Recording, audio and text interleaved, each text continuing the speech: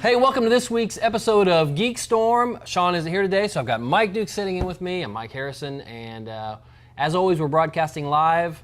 No, we're not. We're taping live. Taping live. Everything's taped live. Everything's taped live. I know, and I point that out to Sean all the time. But we're right here, the heart of downtown Kokomo, right on Geek Street. And once again, always coming from Kokomo Toys and Collectibles, the best, hands down. And I'm not saying that because the owners are like 7 feet over to my right-hand side. The best toy store I've ever been in, and I'm sure it's got to be the best in Indiana. They've got everything. They've got it all. They've got everything. Hey, you guys have Pops? Pops? See, he's got Pops. I also promised the sound guy wouldn't yell, but I've yelled like the entire time so far. So growing up, we had Toy Mart. Toy Mart, yeah. We had KB Toys. They've got the Toy Mart sign right there. Got the Toy Mart sign back there. It's pretty cool. We had, we've had a slew of successful, not so successful toy stores. This blows them all out of the water. No question. I'm KB Toys. Remember that? Holy cow. Yep. Man. Going in the 90s to get the X-Men toys, and there were certain ones you couldn't find. And I remember I had to stand in line for an hour. My niece wanted the yellow Power Ranger. And that was when they first came out, so I was outdoors. I worked at Service Merchandise during the kind of the toy boom, and Service Merchandise catalog. That was well, I worked in jewelry, but I would go back into the warehouse and pick through all the boxes of toys and stuff and get the one out of whatever, and I got in trouble for that. So, like the, not HR, who's the loss prevention guy, he's like, you're not doing anything wrong that I can actually write you up for, but it's just kind of crappy. I'm like, are we done? And then I got up and left. Anyway. Hey, we've got a lot to talk about this week because we missed last week's show. Sean's sick. Hope he's feeling better. And also shout out to our good friend Derek, who's going through some tough times right now. Hope everything goes better for you too as well, buddy. Let's just start off the biggest thing. Not fake biggest thing like Sean does. So I was waiting for that. Yeah, no, I'm not going to do that. Okay. No. I'm a professional. After months and months and months and months of waiting, The Walking Dead comes back on TV. The biggest thing I took away, and we didn't get as much like outrage as I thought we might, about how awful it was or how gross it was, but there was plenty. Yeah, there was a lot. My point on that, and we'll talk specifics here in a minute. We are going to talk spoilers because it's been a week. But this character told you and showed you what he was going to do last year, okay? And that's if you don't know anything about the comics.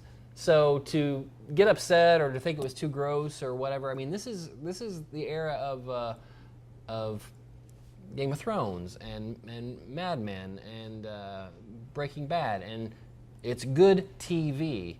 This is a horror show. They're going to do horror in a good way, the best way. And The Walking Dead, Nicotero is constantly pushing the boundaries of special effects and good storytelling. So. Let's just get right into it. So I think part of the problem with the outrage was the fact that I think there are still a lot of people out there that view zombies as a thing for kids. Maybe. Like when I shot the commercial for Sean for one Kokomo Con, it was Walking Dead themed. I was shocked at the number. I put a shout out, okay, who wants to be in a zombie video? Oh, right. All these people, can my kids be in it? You do realize what show this is, right? Like they're not even allowed to watch the show of the commercial of the show that they're going to be in. So I'm just thinking there's probably a lot of parents, because it wasn't a parents group, that was one of the biggest outrage groups. Probably. As soon as I see stuff like that, I don't pay attention to it. I anti-click. Oh, there should be a negative click, to where every time there's a click on something, if I don't like it or I'm not interested at all, I click on it. I right-click it or something, and it takes a click away from them for their clickbait. I'm going to invent that and make about $7. So yeah, anyway, I predicted maybe an hour or so before on Facebook, but way down so nobody would have to.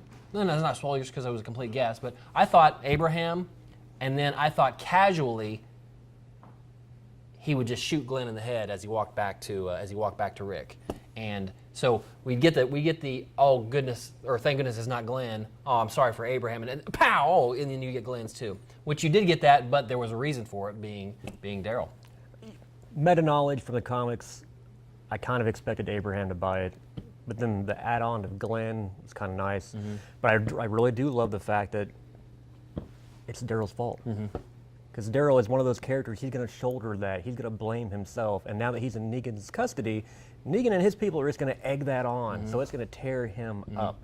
And that's one of the best things about Daryl's character is he has no comic history, so him getting thrown into the back of that van and having to, he's going to be Negan's lapdog, that was out of the blue, and we have no idea what's going to happen with it. I watched it again last night, and I thought it was interesting. They throw him in the van, and he literally looks like a caged animal. He's kind of going back and forth and kind of going back to that primal Daryl that we've seen before. Right. Now, was it really Daryl's fault? No, I'm sure. Any one of those characters would have, they wanted to do that. They wanted to do that, and Negan killed Glenn, okay? Yeah. It's not Daryl's fault that Glenn is dead. Negan was, I would think every day he takes a breath, he's looking for an excuse to kill somebody. So that was just a great excuse to do that and to make an even larger point than he had already made. The real point, of course, was when he pulled Carl over. That was pretty amazing. And again, and I've read the comics, but I keep reading comics up until we're caught up to the TV show. So I stopped in the 70s or 80s so far because I knew the Bat thing was coming. Although I did know, just from looking at the issue 100, that Glenn dies in issue 100. Okay, so here's my problem with, and it's minor, but it's just on a storytelling level. I didn't have a problem with Glenn and the dumpster, okay? I thought, okay, it's probably a cliffhanger, he's probably coming back, and he did. But then to go ahead and kill him, and then do the same thing, for comic people anyway, with Abraham, okay?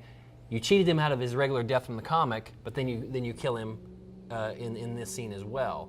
So I would like to see more of Denise. Anybody taking that death for Abraham would have had to been a bigger character, kind of like Denise. But I don't like the two. Kind of this is what we could have done. This is what we maybe done, but we did it at the end of the season anyway. So that was not so great for me. But all in all, I loved the episode. I thought it was great. Some amazing acting. Very, very happy with it. I can't wait to see what happens next. Do you know much about Negan's history? I know nothing about Negan. Because I made the comment to Matt behind the camera that I thought, I watched it again last night, so I'd make sure I was up on things. The way he was speaking to Rick's crowd, it reminded me of a school teacher talking to children, unruly children. And Matt was saying that that's part of his history. He was a school teacher before the whole apocalypse. It's interesting. I think. He thinks. Maybe not. Now, Kirkman wrote a book about the origin of the governor. Governor, yeah. And I read that, and it was completely kind of out of character for, in that book, you had two brothers, and one was kind of the weaker milquetoast brother, and the other one was the hard guy, bad guy brother. They go through life, they go through the changing and the apocalypse, and they're going from town to town and whatnot. You're thinking the entire time that the bad guy is going to be the governor. Well, he dies in the end of the book, and for whatever reason, the weaker guy goes through kind of a metamorphosis at the end, and he takes his brother's name, and he becomes what we know as the governor now. And that was just a weird flip for me, and I didn't like it at all. So I haven't done a lot of back reading. I know there's been another Walking Dead novel, but I can't remember what it was about. We got confirmation. Negan apparently was a school teacher prior to the apocalypse. Wow. Man, I bet he was a gym teacher. I could see him. He coached ping pong. Come on. That doesn't seem right. No. I could see him dodgeball. I could see him doing that, but no. So anyway, great episode. Jeffrey Dean Morgan was great. Yes. Everybody, amazing performances. Even the people that spent the entire episode, and obviously they filmed this last year when they filmed the first part that we saw at the end of last year, but just kind of sat on their knees the entire time, and they acted for an hour or however long they were on screen by just being distraught and scared and everything. They had to do all that with, and that's the thing. They said nobody it had was lines. 10 hours of that grueling, Man. and then Jeffrey Dean Morgan had to do everything twice. Right. Once for normal TV, then once with all the curse words put in Right. for DVD. That's a lot of time just to be. Did we see anything about ratings? I thought I read it was highest cable show ever. I could Might be wrong. It might be. Okay, we're gonna move on because we got a lot to cover today. Donald Glover. A lot of people may or may not know him. Probably his biggest exposure was in The Martian. He was the scientist who cracked the code to, or not cracked the code, but did the astrophysics to get them slingshot back in time and things like that. That's probably the biggest thing he's been in. Although he's been in, he's on that show right now. Yeah, what was the TV show? He's on. Is it Atlanta that's on right now? He's in that. I think it's Atlanta. It's getting really good reviews on Netflix, but I haven't seen that yet. What was the comedy show he was on? I don't know. Is he related to Donald Glover, or is he related to Danny Glover? Do we know? I don't know. Same last name, but anyway, it's gonna be Lando on the new Han Solo movie. I really like is it Emmerich? I can't think of his last name. The guy that's gonna be Han Solo. He was in a crappy movie, but he was great in that crappy movie. And I like Donald Glover. He's got a lot of personality, and I can see him. He'll actually have to tone himself down a little bit and kind of cool a little bit to be a cool Lando. But it'll be fun. It'll be fun just to see, hopefully, a newer version of the Falcon that will change hands from Lando to Han. It'd be cool to see like a brand new Millennium Falcon, like off the showroom floor. That would be interesting, yeah. that would be neat, and it'd be cool. That could very easily be kind of a buddy heist movie, and that just seems like fun. I hope there's more than one. Because I was wondering originally, is that going to, were they going to portray it as that's how Han and Chewie meet? Right. Or are they going to already be together and then land, or is it all three of them coming together? Yeah, it's hard to say. Next up, just announced that Jessica Jones season 2 is going to be directed by, every episode is going to be directed by women. First, I read that they decided they want to get as many women as they could, and then they went ahead from that and said, well, we have plenty of time. Let's do them all, and we have time to make them all done by women. So, first time ever an entire series has been directed by women, I assume. Not long after the first time ever has been directed by all men. I'm sure that's happened a couple times. But that's interesting. Jessica Jones is a great show. Marvel's knocking it out of the park every time. All the Netflix stuff has been great. Even Luke Cage is doing very well critically. So pretty excited about that. Speaking of that, they announced that officially the Punisher will be debuting in 2017. Right. So that's Iron Fist, Defenders, and Punisher. That gives us three. If they continue that 3 a year, that'd be pretty great, man. Pretty great. So you're talking 3 Netflix shows a year, okay? At least 2 movies, yeah. 2 movies a year. Two Marvel movies, not just 2, and then you throw in Fox too, if you want to. And then the TV shows. Agents of S.H.I.E.L.D. Agents of S.H.I.E.L.D. anyway, and I imagine that's got at least one more good season in it. I heard again that the Ghost Riders this season's not doing great, but not doing great on ABC is still doing pretty good. I had heard a rumor that they were going to try and do some kind of crossover between the Netflix shows and Agents of S.H.I.E.L.D. I'd heard that as well. So we'll see about that. But excited about Jessica Jones and all that stuff, man. It looks so good. Let's just talk real quick. Did we talk about Yeah, we talked about that already. Sorry. Since I mentioned Fox, let's talk about Deadpool. Big step backward or forward, depending on what you think, for Deadpool 2. Obviously, we knew there was going to be a Deadpool 2 because it made a buttload of metric crap ton of money. And I've heard 2 different things on what happened, but Tim Miller, the director, has stepped down. This was Tim Miller's first movie, okay? And he knocked it out of the park. This thing was a huge passion project for him and Ryan Reynolds. They really wanted to get it done. But the first part of what I heard is true, is that Reynolds went back and renegotiated renegotiated for this particular movie in that he wanted more creative control, okay? Now that part is true. What I am unsure of as the differences being, I heard one thing that said Miller wanted to go big budget, more than just the 50 or 60 million that they did last time and make it a giant movie, and Reynolds didn't want to do that. The other thing I heard was something as simple as the casting of Cable, that Tim Miller wanted, I did it again, I just didn't. Kyle Chandler from Friday Night Lights, he wanted him to be Cable, and that Reynolds did not. I had heard the one about he wanted it to be bigger, more stylized, and just to kind of depart from what it was, and that Reynolds and both the writers were completely against that. That's the one I heard. Right, and that's, man, who knows? It could be all or both or none. Or none, yeah. Either one of those would be big enough to. I mean, you've got the formula. There's no reason to mess with it. Casting, who knows? They're casting Cable and they're casting Domino. Those are going to be the two big casting things when they come along. I like Kyle Chandler, okay, but I don't see him as Cable. I don't see him as Cable, no.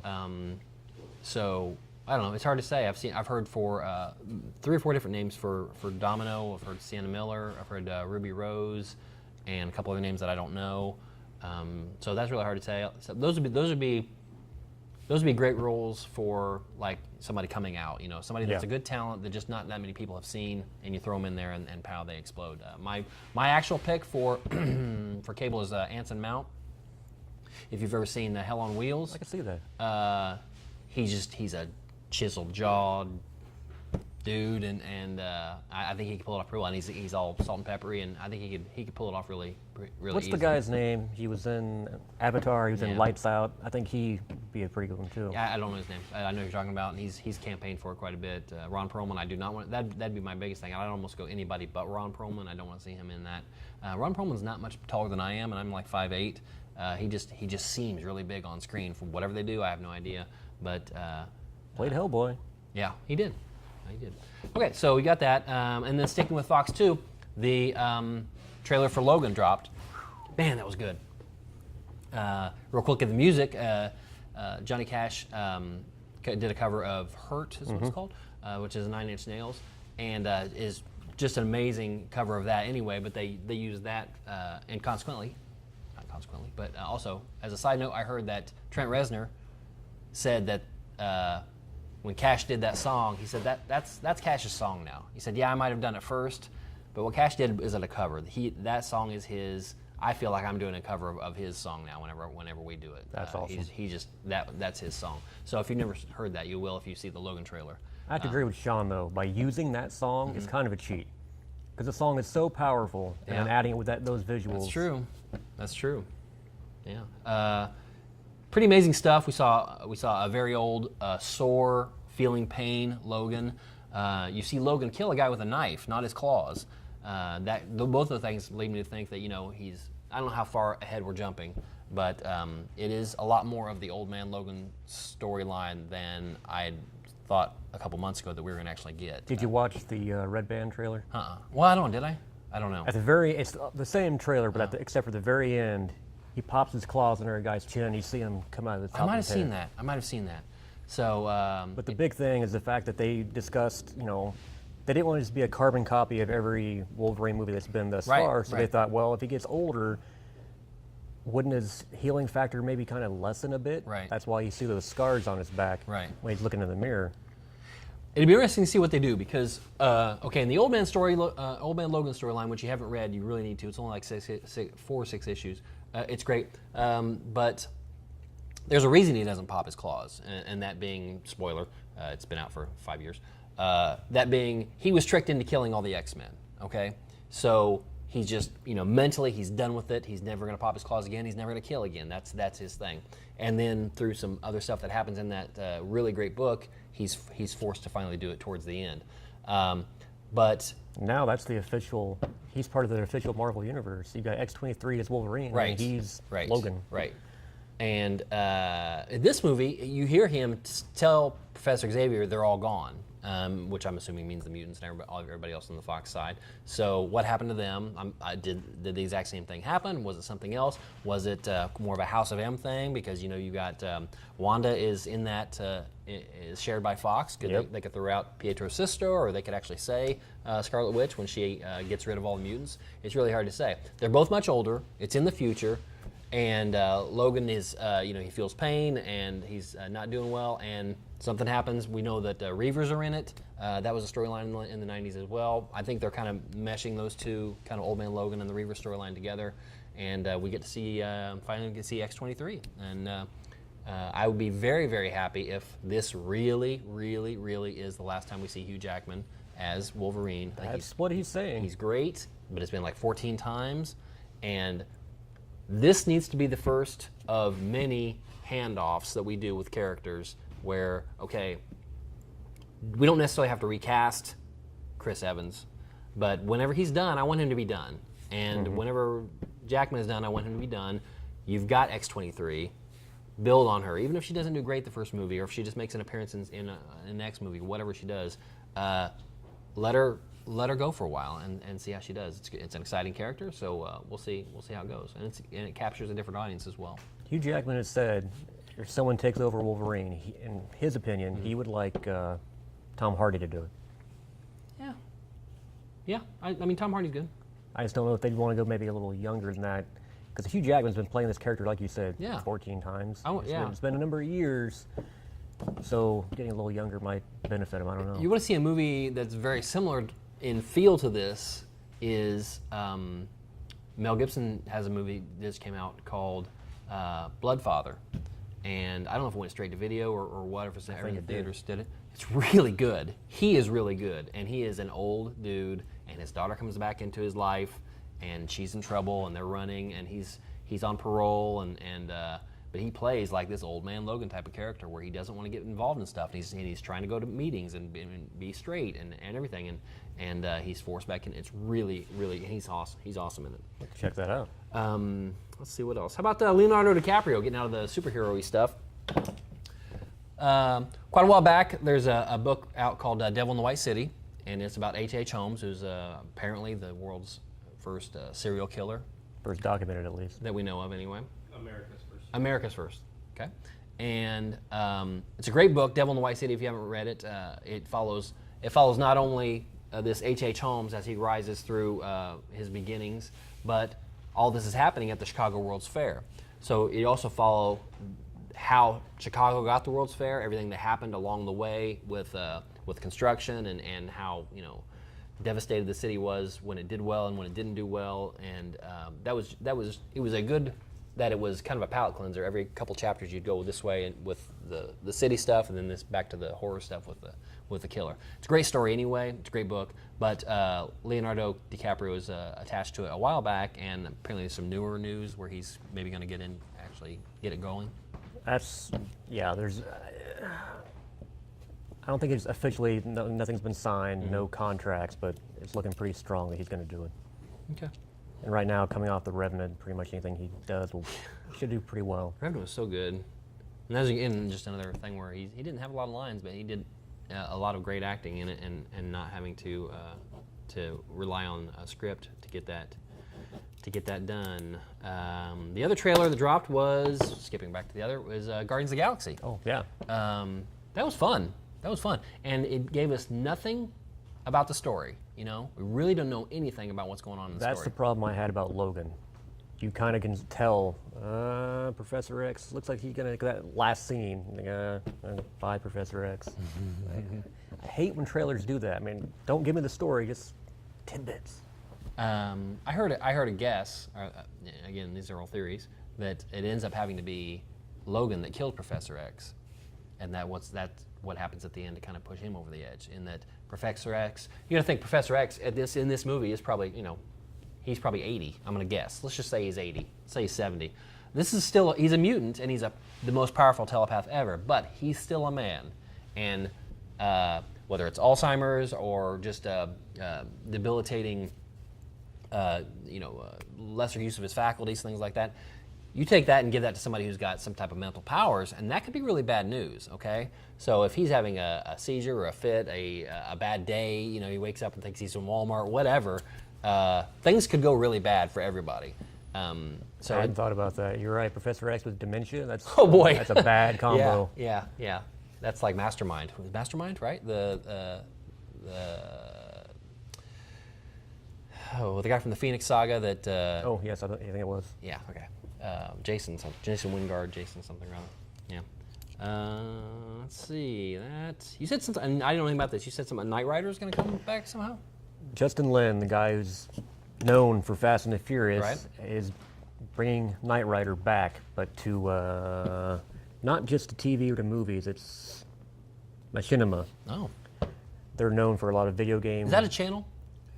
Or online channel. Okay, gotcha. But they've done a number of things, like with Street Fighter. Can't think of the other one. What's the other fighting game that's really popular? Mortal Kombat. Dun, dun, dun, dun. They've done a couple of those, and they've been really well done. They did one for Halo. Every one of them has been really well done. Hundreds upon thousands of views. He's gonna try Knight Rider. Now, are the things you mentioned, are they live action or are they animated? Live action. Wow, I haven't seen any of that stuff. Huh. Now the question is, I mean, the big thing about Knight Rider was back in the day, artificial intelligence in a car. That was kind of a novel thing. Sure. These days, smart cars, yeah. What are they going to do to really push that forward and yet not go into campiness? I don't know. It is different, that's for sure.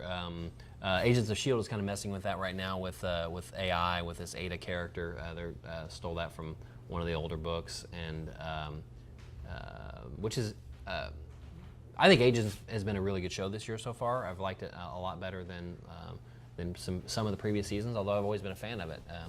So yeah, and artificial intelligence, I mean, it's just, we live in a crazy age in which I could push one button on my phone and ask a question and probably get a pretty good answer. Last night at work on the fire truck, we got a call that something in, and it was like Buckskin Court or something like that, right? And I pull it up on the map on the laptop in the truck, and yeah, it shows me, and it's dead center in the middle of Indian Heights. Okay, well, if you don't live in Indian Heights, you know nothing about Indian Heights. It's a labyrinth. Okay? And I don't mean that in a bad way. I mean, it's not circular. It does have a circle around it, but it has many, many different ways to get to certain places. And if you don't go the right way, you have to all back out. It's very much like I expected to see Danny from the Overlook Hotel. That's a deep cut.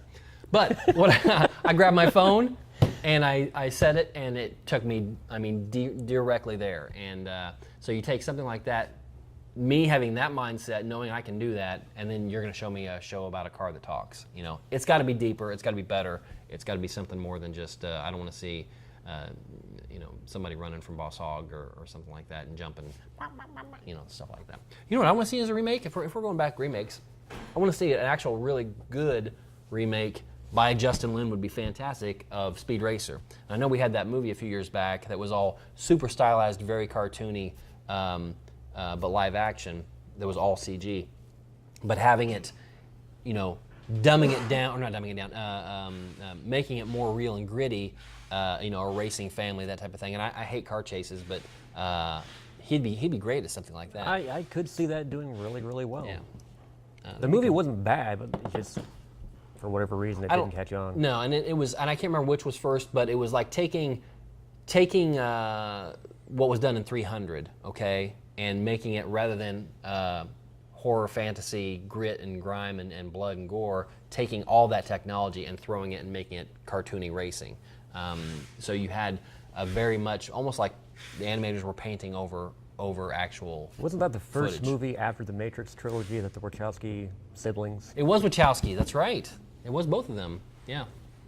So, and I'm a huge fan of that franchise, but didn't like that movie so much. The last thing I have, and I hope you have more, is Sherlock Season 3. Sherlock Season 3, January next year. Very happy about that. And it's been 2 or 3 years since we got, I think it's been 2 years since the last season. Is this the one where they're only going to do like a elongated Christmas special and then a handful of episodes? What the news said that I saw was they have planned, and they didn't announce what these dates are, but they have planned dates for 2 episodes and a third mystery one that they're not saying when they're going to throw that out there. So maybe they're going to do it later in the same year, make it a Christmas thing. I like the last Christmas one, but it was really good. Well, speaking of Benedict Cumberbatch, reviews are starting to trickle in for Doctor Strange, and they're all pretty much saying they have knocked it out of the I looked ballpark. yesterday, and it was 97%.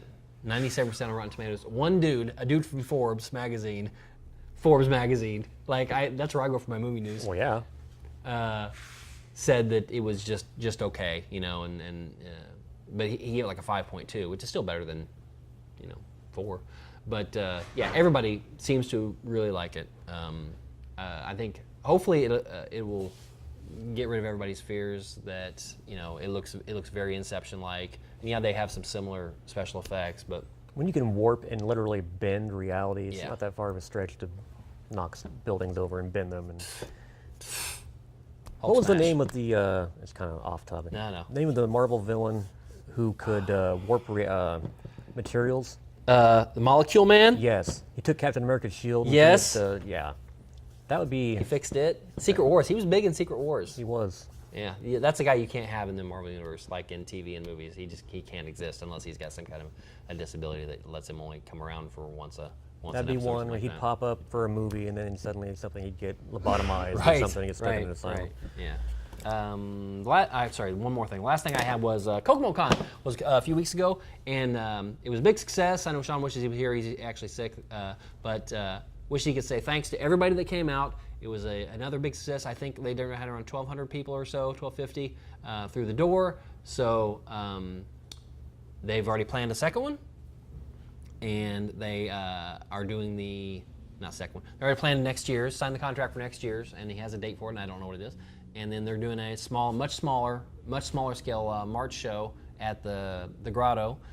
So look for that information from that at the comic shop. Anything else? Well, speaking of Kokomo Con, I follow a lot of cosplay pages on Facebook. Mm-hmm. You always see a lot of the very elaborate, awesome costumes. I was very, very impressed with some of the costumes that came out of Kokomo Con. Oh yeah. I agree. I judged one of them, but not. I can't remember which. Maybe I judged a kid one. I think I judged. But the adult costume contest was solid. I mean, you had the store-bought stuff, even though you shouldn't, and you had some stuff that was not great there throughout the day. That's fine. People are doing what they want, how they want to do it, how they're able to do it, and that's fantastic. They're doing it. That's the thing. Okay. Then you've got people who are just, they're contest goers. You know, this is what they're here for. I'm not going to put it on until it's time for the contest, and that's what I'm here for, and you're only going to see it then to get that wow factor. My favorite of the night, and I have no idea who this young lady was or even what that character was the elf that was, she looked like an elf. She looked like, and all of her gear was worn, and she had that big bow, and all of her, all the material she had looked like she had been running through bushes or whatever, and it was scratched, and it was, the weathering was fantastic. And I think she got second or something like that. But she was amazing. I really liked it. I think I did see her. So one thing that stood out to me, I was getting ready to head out to go get something to eat, and I look over, and across the way, over the aisles and whatnot, I see Count Chocula's head. Yeah. And I'm like, what the? It's a ginormous Count Chocula. Yeah. What?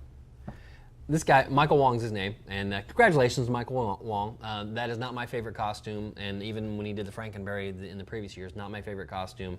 I look at that more as a big creature effect than anything, because it was like 9 or 10 feet tall. It was tall. And he put hundreds of hours of work into it, and what you see on the outside is the finished product. What you didn't see inside, if you got a peek on the inside, was all kinds of machinations he had to do, levers to turn and things he had to do to turn his head here, to make that head up there turn up here. It's amazing. It's an engineering feat, absolutely.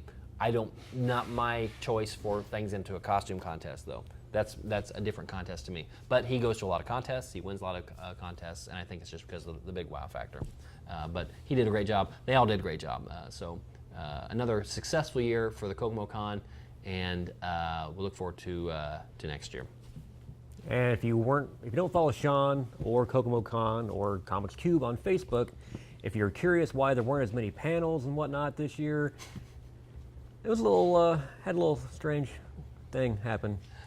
We had a wedding. There was a scheduling snafu where they scheduled a wedding for the convention center at the same time. So first they went and told the convention center told the wedding party, sorry, we've already got the contract signed with Kokomo Con. And then when Sean heard about it, Sean and Austin decided to go ahead and contact them. The area they wanted to have the wedding in was off to a side, didn't really interfere with the convention at all. Told them to go ahead and have it, and they would apologize for the noise that we make and the people, Spider-Man running around, things like that. And they had it, and they came out, and I think they walked around the convention after the wedding and stuff too. They did a lot of stuff, so it was happy. It was a good day for everybody. Have we ever had a wedding at Kokomo Con? I don't like know. an actual geek wedding? I don't know. I think I don't know. that would be kind of interesting. Would it? Think about it. If you get to 500 first, a whole line of stormtroopers, Yeah, that'd be neat. that'd be awesome. It would be cool. It would be cool. How we doing on time? Oh, well, that's all right then. All right. typical. Hey, this was episode 145. We're not too far from 150. Maybe we'll do something kind of semi-big for 150. Mike put together a really cool thing for the 100th episode that I think we only saw once, just the one time. But maybe within 5 weeks or so, he could put something kind of similar together for 150. 150 is a big deal. We've been doing this a long time. We appreciate you guys watching, and any comments you make, keep them to yourself. So we'll see next week. Hopefully Sean will be back. Hopefully he's feeling better. Actually, I think I might have to miss next week, and then be back for a few weeks after that too. So thanks for watching. We're downtown Kokomo. You've got Comics Cubed. You had to think about that. I almost said Kokomo Comics. I almost said Kokomo Comics. Comics Cubed. You've got Kokomo Toys. You've got American Vinyl, American Dream Vinyl. American Dream Hi-Fi. American Dream Hi-Fi with the vinyl store. And I think that's it right now. Goblin Games left there? I don't know if Goblin Games is still around or not. If they are, you can go down there and be the last customer. Have a great day.